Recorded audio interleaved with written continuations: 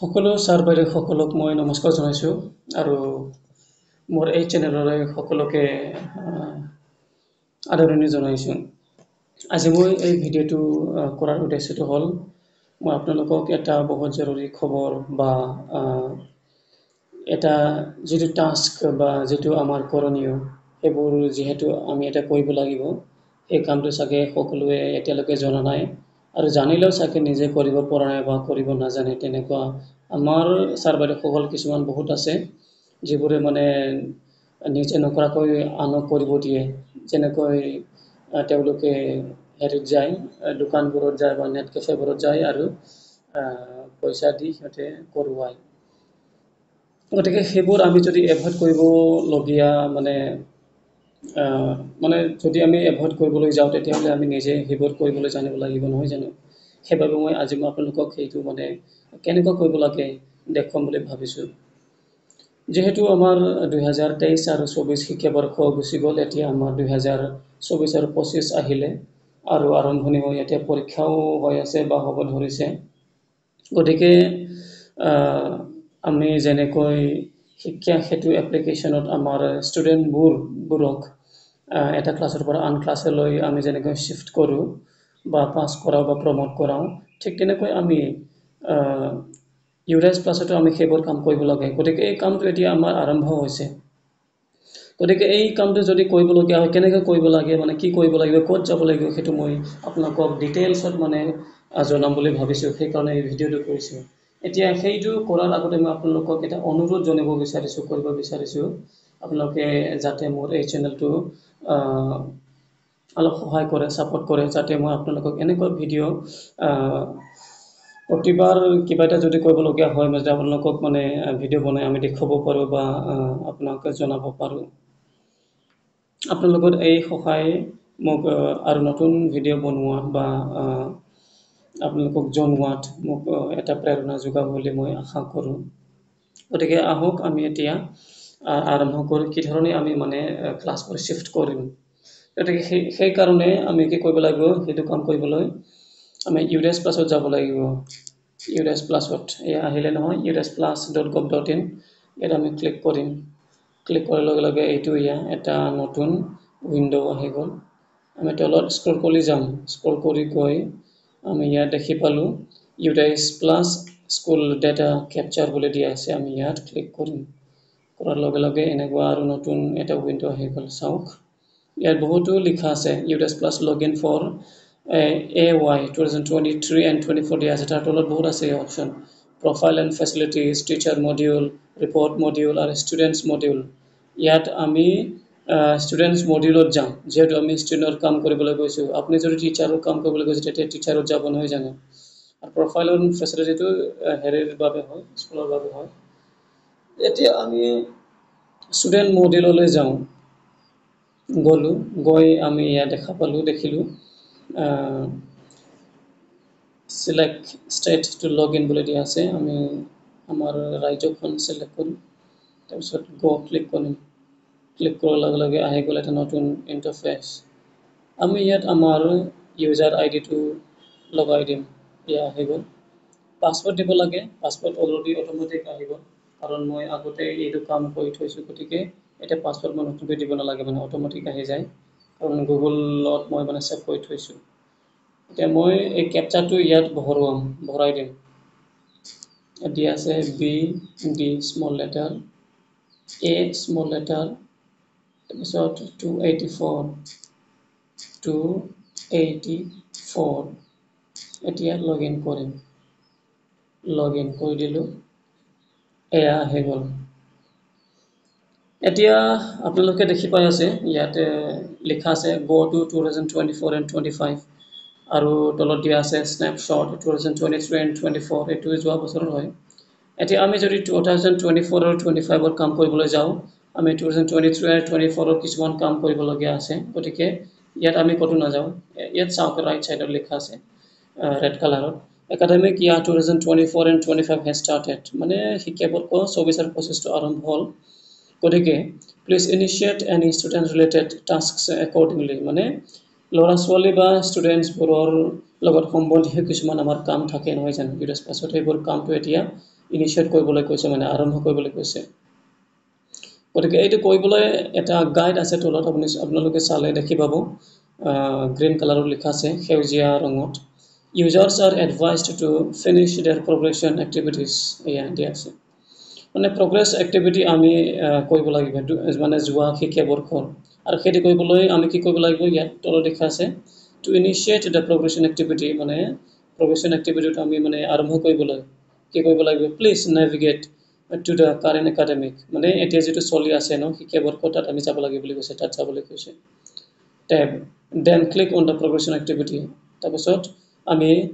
যোৱাৰ পাছত মানে এই বৰ্তমানৰ শিক্ষা বৰ্ষত যোৱাৰ পিছত আমি দেখি পাম মানে লেফট সাইডত কি দেখি পাম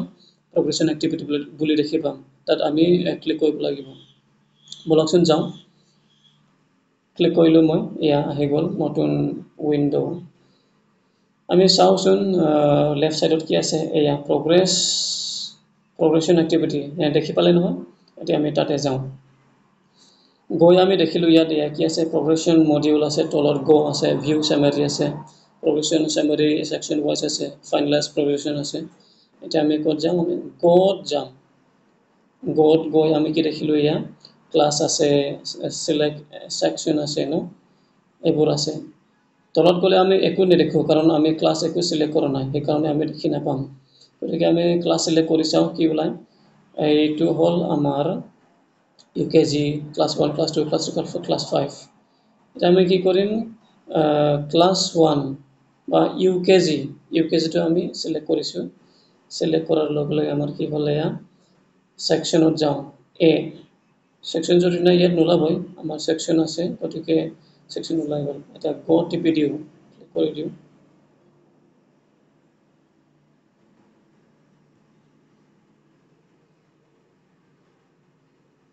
এয়া আহি গল গো ক্লিক কৰাৰ লগে লগে আহি গলে আমাৰ এতিয়া আমি কি কৰিম চাওক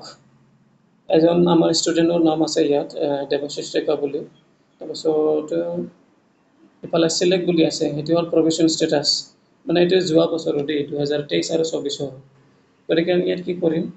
এটো চাওক 2024 আৰু 23 আৰু 24 প্ৰমোটেড উইথ এক্সামিনেশন আপুনি কি কৰিব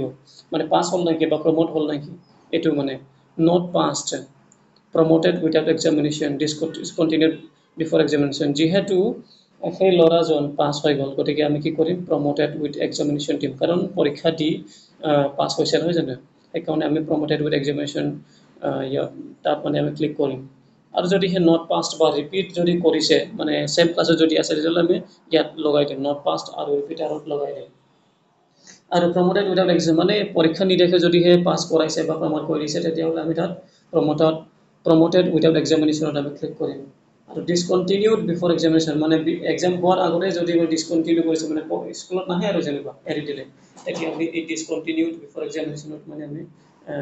ক্লিক কৰিম মানে চুজ কৰিম আৰু যেনিবা এই হেৰিটো বাছনি কৰিম অপচনটো যেহেতু আমাৰ এই লৰাজন প্ৰমোট হৈ গল পৰীক্ষা দি বা পাস হৈ গল গতিকে আমি কি কৰিম promoted with examination আমি সিলেক্ট কৰিম বা ক্লিক কৰিম আমি ইয়া কৰিলো তাৰপিছত আমি কি কৰিব লাগিব ইয়াত দি আছে কিমান নম্বৰ পাইছে মানে যোৱা শিক্ষা বৰ্ষত এইটো আমি দিব লাগিব গতিকে তেওঁৰ পাৰ্সেন্টেজটো চাব লাগিব এক সেকেন্ড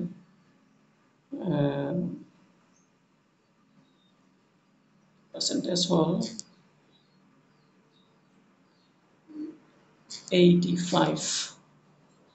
85% তাৰপিছত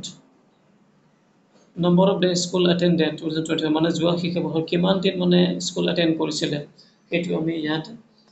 চাব লাগিব অলপমান দিব 1 মিনিট মই চেক কৰো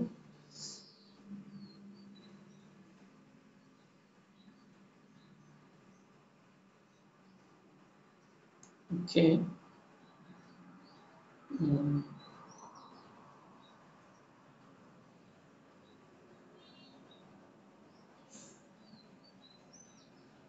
250